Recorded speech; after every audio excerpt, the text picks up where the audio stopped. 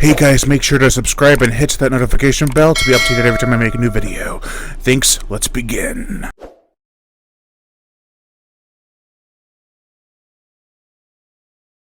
Hey guys, just giving the usual shoutouts to my Patreon supporters. If you would like to support me on Patreon or join the channel as a member, the link to my Patreon is in the description below. If you want to join the channel as a member, hit the join button under the video. Both have similar perks. You'll get early access to videos, shoutouts, as well as even some collaborations depending on how much you give a month. Join us. Alright, let's get into it. Even saying the title of this movie in a serious tone alone makes you feel like a badass.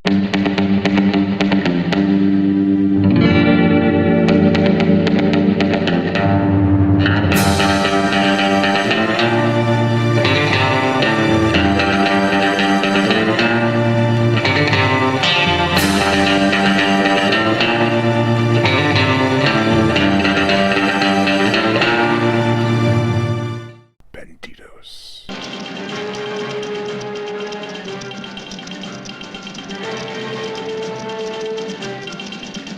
This is from director Massimo Dellamino, and is the third film in the Vengeance Trails box set from Arrow Video. The plot. After having his hands incapacitated, one bullet hole per hand, Richard Martin puts on a show for gunslingers to show off their skills to a paying crowd. All the while, he's trying to find the right guy to help him take down the man who incapacitated his hands. One day, his protege, his gunslinger, is killed, but another one comes soon, under the prior one's pseudonym, Ricky Shot. Can he be the one to carry out Richard's revenge, or does he have an ulterior motive? This fast-paced and lively addition to the Vengeance Trails box set is fantastic. As of right now, it's my second favorite of the set. Director Massimo Dellamino was the cinematographer on Sergio Leone's A Fistful of Dollars and A Few Dollars More, and his craft behind the camera really shows. There are several long takes that are a bit jittery when the camera tries to zoom in, but are staged perfectly. There are shots of people lying dead about in front of a train after a robbery. They're all just laying there bleeding out, and it's very artistic.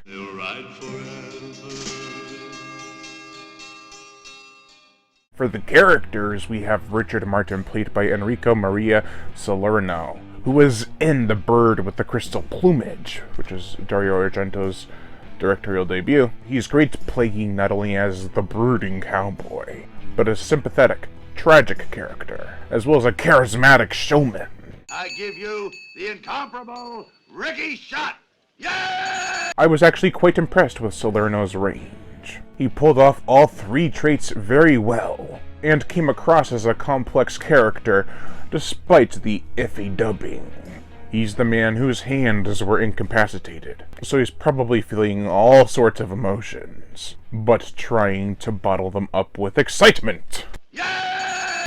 Excitement that he'll one day find the gunslinger to take down the man who crippled him, and make some money on the side from the shows. Ricky Shot II, played by Terry Jenkins, who only has 3 acting credits to his name. Did I hold up 4 fingers? I don't know, I'm holding a mouse, can't really help it. That stinks though, because he was a great actor in this movie. He's the calm, soft-spoken, blue-eyed anti-hero. He does seem like he wants to help Martin, but he does act a bit suspicious at times, until his cards are laid on the table and his motives are revealed. Jenkins actually plays Ricky Shot with a kind of stoic reserve. His pent-up anger is hidden behind his steely blue gaze. Billy Kane, played by Venantino Venantini, who is also in Warriors of the Wasteland, is a man who no one wants to mess with. He likes to shoot people's holsters before they can even draw their gun.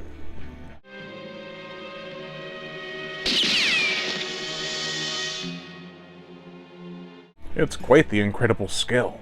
He is also the one that destroyed Richard Martin's hands. The two were friends a long time prior, but after the mutilation and humiliation, they grew ever further apart, as one would expect. Most of the other characters are unimportant in the long run. Some are even interchangeable. So what makes this movie work as well as it does? Well, the main characters are quite developed. One has a tragic past. One is a manipulator. He uses his skills to do bad. For all that kind of wrongdoing, there's got to be a reaction. And one was wrongfully framed in a clever twist that felt planned from the very beginning. And it's one that I did not expect. It's done so subtly. Also, the film has several tense moments that lead to awesome set pieces. During the opening of the movie, there's this train robbery. Halfway through, there's a double cross in the tavern, and the whole town becomes involved to a lesser extent of our main hero. What I like about the real climax is that Ricky Schott is an anti-hero for most of the movie. However, he learns from his mistakes and wants revenge. He walks both sides of the line until he chooses one. For the gore, the effects, we get bullet hits to hands and one to the head. Again, these spaghetti westerns can be quite violent, but that's not really the case here. There is the panning shot that showcases the massacre of the train robbery, and the climax showdown that leads to bullets and chess pieces that is quite well done and original. Did you ever see anybody get rid of the king without touching the other pieces?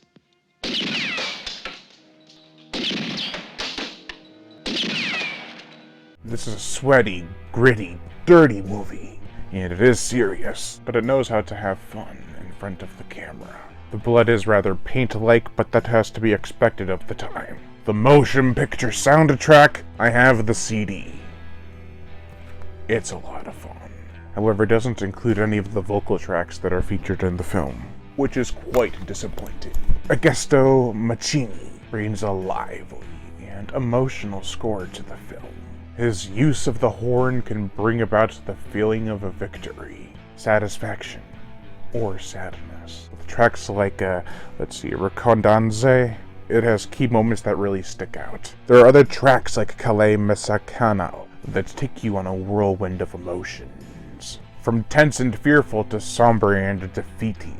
While it is not the most infamous spaghetti western soundtrack, it's still catchy, and those key moments like the main jingle and certain parts with the, as before mentioned, horns that symbolize different emotions really make this a worthy entry into the landscape of music for these films. Overall, this is the second best entry in the Vengeance Trails box set. It's got all the hallmarks that make for a great genre film of this type. Stellar camera work and cinematography, as well as an easy-to-follow yet clever story, energetic and or all-around excellent music, and amazing climaxes. While this is not as enjoyable as Massacre Time, or even My Name is Pecos, its pros far outweigh the cons, in a way that just makes it a worthwhile viewing experience. Overall, I give Bandidos a 3 out of 5. Thank you all for watching, and Lion Brian Gatto, the Horror Shark. Make sure to like, comment on, as well as share this video. Like my Facebook fan page and support me on Patreon, or even $1 a month will help keep this channel going on strong, and I greatly appreciate it. Plus, you get access to body counts and other music videos that you cannot get on YouTube because of copyright and age restriction. You also get access to early videos and such, so please, support me if you can. Monetary support. If you want to support the channel through PayPal, it's horrorshow37@gmail.com. I'd greatly appreciate that too. I'm also on TikTok. All these links are in the description below. But if you don't want to support me with any money, just hit that notification bell to be notified every time I make a new video. And as always, subscribe.